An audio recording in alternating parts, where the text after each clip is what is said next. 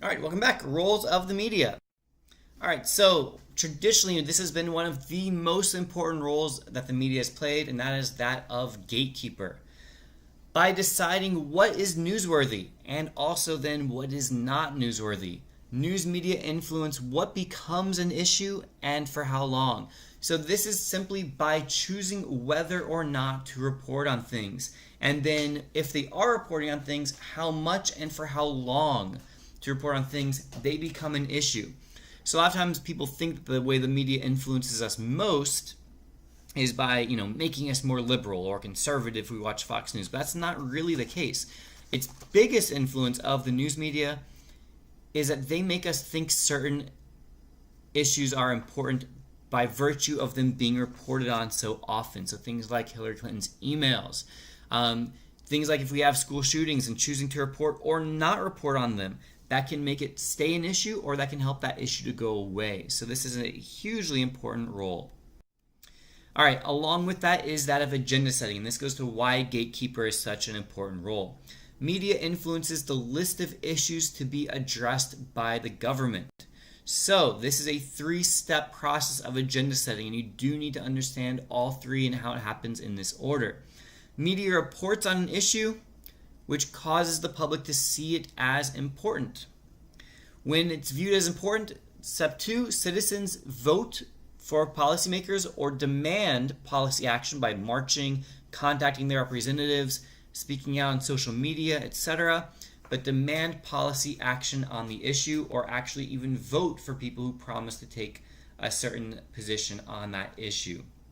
So the media reports on it, people think it's important, people then take action, and then the issue becomes part of the governmental policy agenda in which it may actually be addressed. So something like school shootings and gun control legislation, there's a close relationship there between not always the legislation passing, and that gets to interest group influence, the NRA of course, but it is something that gets taken up and state legislators look at and may even make policy regarding, and it's usually as a direct result of an event happening, it being reported on, and then the public demanding action.